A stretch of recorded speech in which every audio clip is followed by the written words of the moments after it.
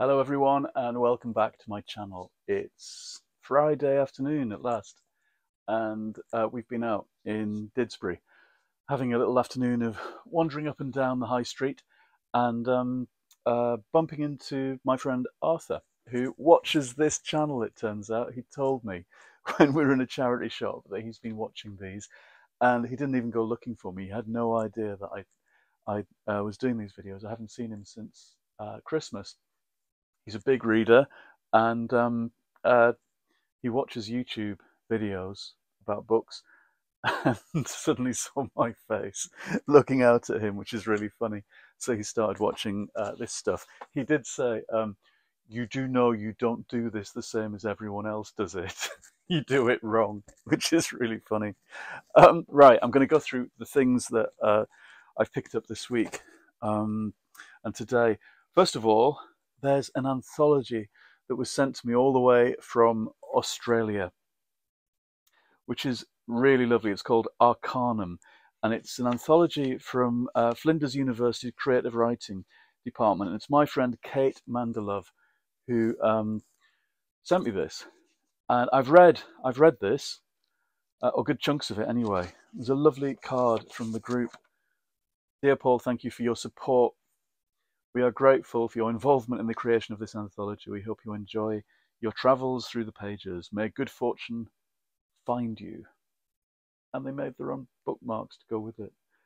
I think doing bookmarks with your book is such a classy thing to do. I want bookmarks with everything.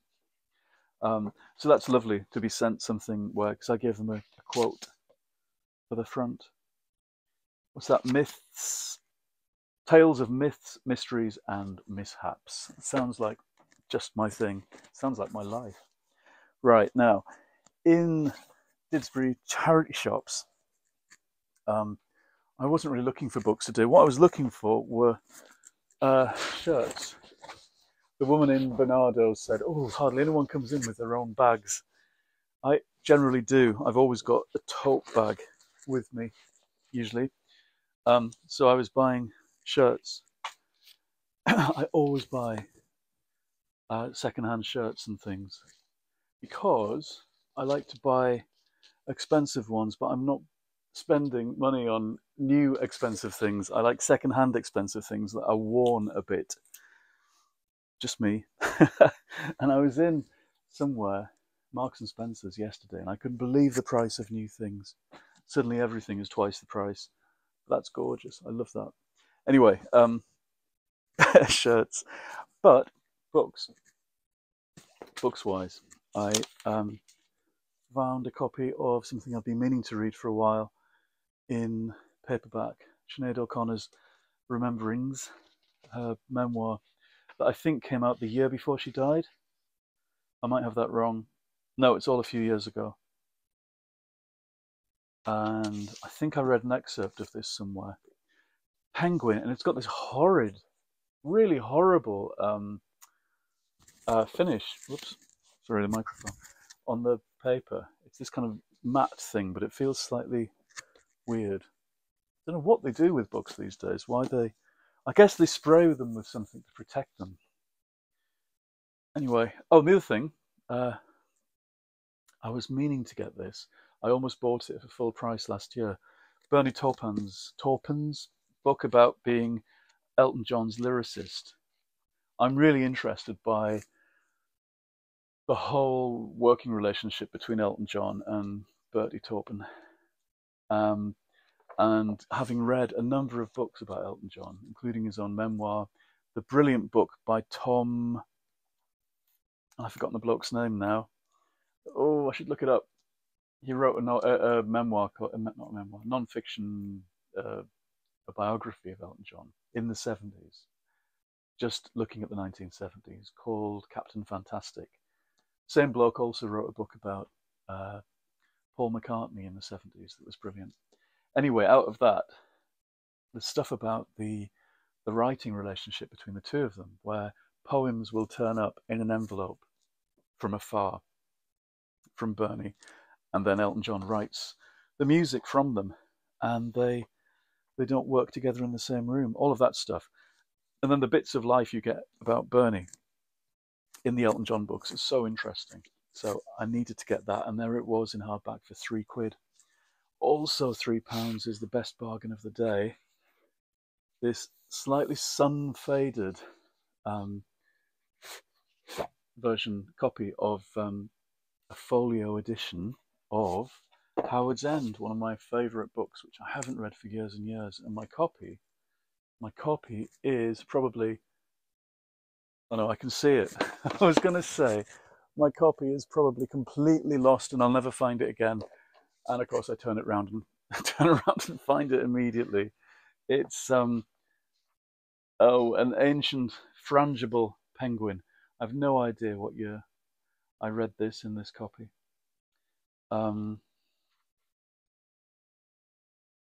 It has that penguin stink, like yellowy, smoky, herby, spicy scent of penguins. But this is a beautiful copy in the little slipcase, faded in the sun on somebody's shelves, or maybe left out in the sun as it's being read. I haven't got many folio editions of anything, really. Jeremy got me a Diary of a Nobody. I've got a couple of things lying about. They're really special. This is from 1973, and like many of these things, it's illustrated really nicely. So it's an excuse to reread. Jennifer Campbell is the artist who does the line drawings. They're very 1973 with that slightly Art Nouveau touch to them. Actually, yeah, kind of Aubrey Beardsley look about them. Yeah, it's an excuse to reread Howard's End. And the print looks all right. It's a nice, generous size, at least compared with this tiny, stinky penguin. I'll never chuck out my stinky penguins. So that was there. And then when we came back, after a nice cup of tea and coffee in a really lovely, there's a cafe in Didsbury where we were, called Probably a Front for Something, which is very funny. And they, we had tea there and got into a conversation about Doctor Who with a fella who runs it, because he gave me a Doctor Who mug, and he was looking forward to Doctor Who being good again. And he said it probably looks like it's going to be good again. I said, well, we can hope, but I have lots of thoughts about Doctor Who, as I said. Anyway, I came back and there were parcels on the doorstep from Amazon, and which is good. This one's in cellophane as well, which is weird. Never known that before. It's very odd. Anyway, Sagas. This is The Little Penguin Bookshop by by Joanna Toy, and it was the blurb that leapt out at me. 1939. I love wartime stuff. When war breaks out, Carrie Anderson sets up a bookstall at her local train station in the hope of providing a sense of escapism for travellers, troops, and evacuees. Immediately, we're in the world of the Guernsey Literary Potato Peel Pie Society, which I've probably said before is one of my favourite books of the last 20 years. And the bookshop, Penelope Lively, is something else I think of. Driven by an entrepreneurial spirit, sagas often have this, and modern romance for women often has this kind of thing about having entrepreneurial spirit. They always start businesses in these books. And armed with a colourful array of Penguin paperbacks, Carrie's business soon booms. It had to be published by Penguin, didn't it? I wonder what she would have done if somebody else had bought it. Carrie's business soon booms, and when she gifts a book to a dashing officer, an act of kindness becomes the beginning of Carrie's very own love story. As war rages on and Mike is posted abroad, Carrie's world is turned upside down. With the help of her station community and the power of her paperbacks, can Carrie find the strength to battle through? It's like He-Man in the Masters of the Universe and She-Ra, isn't it? With the sword of power. The power of the paperbacks. And you've got stations and railways and all that kind of romance going on in this too. Nope, it sounds exactly like my kind of thing, I have to say. Um, yep, very good. And the other one is Glenda Young, Murder at the Seaview Hotel. Now, Glenda Young, the other book should be by her as well. There's another parcel. I'll open this one. Tear cardboard for you. This is in cellophane too. Actually, maybe it's quite good because they have got a habit of leaving things on the doorstep, and things do get a bit damp sometimes. Although I've not had books get damp. That would be really annoying if they left books to moulder and sog on the doorstep. Right, this is Belle of the Backstreets, which I think is Glenda Young's first saga. I'll have to check that. She's published by Headline, who published me years ago when I was doing the first Brenda and Effie books. I hope Headline are looking after Glenda better than they looked after me. This was a number of years ago. Not long, she's done loads in a small number of years. 2018. So she's somebody who writes about the Northeast, and we came into contact recently on Facebook because I'd come out as Elsie Mason, as the true identity of Elsie Mason, who of course writes sagas about South Shields. Glenda Young's Belle of the Backstreets has this as a blurb.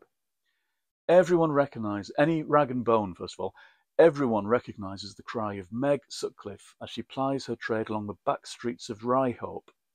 Having learnt the ropes from her dad after the war, when tragedy struck, Meg had no choice but to continue alone.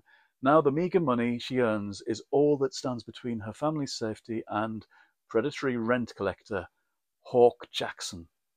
Many say it's no job for a woman, especially a beauty like Meg, who turns heads wherever she goes. When she catches the eye of charming Clarky, it looks like she might have found a protector and a chance of happiness.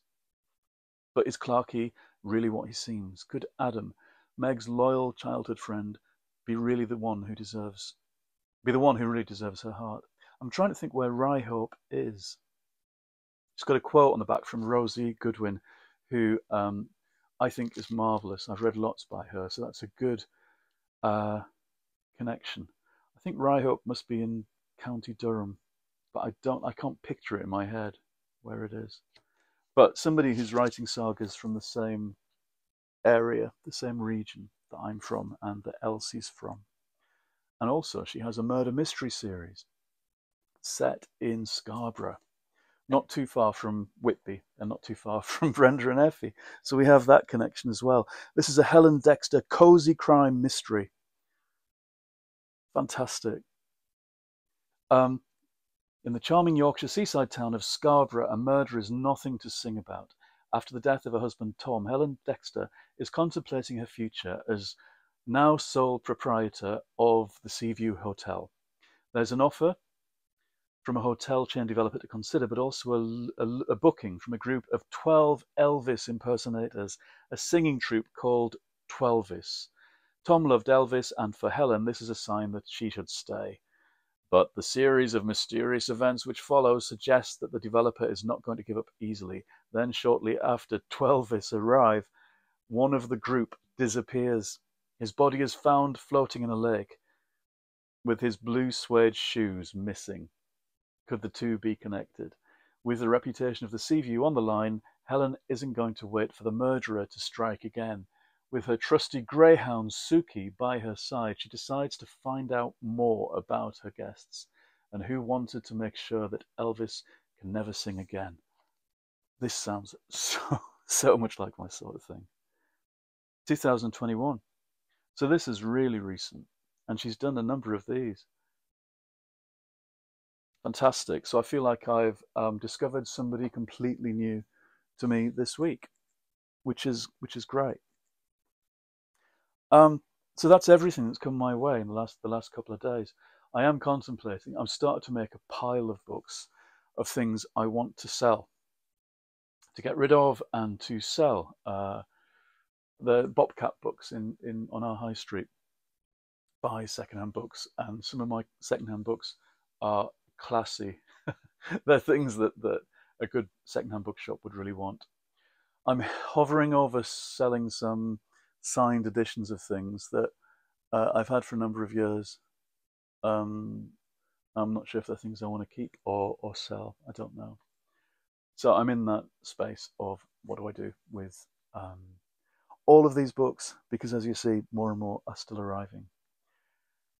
I'm not bothered about that though. I'm just glad to be immersed in the world of books all the time, and to never run out of things, or to never be bored. I think I'm of that generation where you'd be so disgusted with yourself for being bored. There's no excuse for it. I always felt that if there's paper to scribble on, or things to read, or things to go and look at outside, there's no reason to be bored. It sounds a bit puritanical, but it's not. It's, I think, creative and inventive, and yeah, a refusal to be bored is a good thing. Anyway, no chance of being bored this weekend. Tomorrow is the day that we go and I stand on my stall at Inspire, the old church, a community centre now, and it's the Levenshume Creators Market Day. First time we've all been together, 30 odd stalls. The first time I've had a stall at something like that. So that's going to be fun. I've got all my things boxed up and ready to go. I've got a number of paintings framed at different sizes. I've got a box of A4 prints and a box of greetings cards, all made from my Levenshume paintings. So we'll see how the people of Levenshume take to them when they see them in the flesh. And I hope I sell some stuff. And I hope there are some nice people then, some nice conversations to be had. As I said, last week's Jumble Trail was a great taster of that kind of thing. So I hope it's as good as that. Anyway, I'm going to stop now and make some tea, something to eat, and possibly spend some time reading. I've still got my pile of 4 marvellous things that I'm halfway through, all of them still. My Leonora Carrington book by Joanna Moorhead is really like reading a thriller. When she leaves France because they've interned Max Ernst in a concentration camp, the French have, because he's German, when war breaks out, and she flees basically into Spain, and then she gets locked in a mental institution. Her nanny from England comes to rescue her, but she won't be rescued. But she won't go back to England and the family. And then she ends up in Lisbon. She ends up in the middle of Casablanca, the film essentially, and meets a Mexican that wants to marry her. And she's there with Peggy Guggenheim, and then Max Ernst turns up again, and they all fly off to America after lots of shenanigans and dramas. It's really like reading a thriller. So well done, and I'm really enjoying it. And I'm really enjoying Harry Potter still. It's getting, you feel this impending sense, though, that something dreadful is going to happen halfway through this. It's an elegy. It's an elegy for a time and a family that's now completely gone, and you feel like you're going to find out what became of them all. But it's so full of energy and excitement and joy of living, I'd say. That's what I come away with most from Jerry's book. Yep. So I'm enjoying what I'm reading. I'm going to move on to other things quite soon. And I've filled a bookcase down here. You can't see it. Maybe I should show you. Can you see that? There's a bookcase down there at the side of my chair. And it's everything I want to read in the next few months. And it was quite fun picking them all out and deciding. Right, I'm going to go. It's time for food. The rain has started outside, which is a pain. It was bright in Didsbury this afternoon. Okay, goodbye. I hope you have a fantastic weekend, or by the time this goes online, you had a fantastic weekend and you're now having a great week. Do like, subscribe, all of that stuff. Come and look at Patreon, where I'll go and post some other stuff. And take care of yourselves. And I'll see you again in the next episode. Goodbye.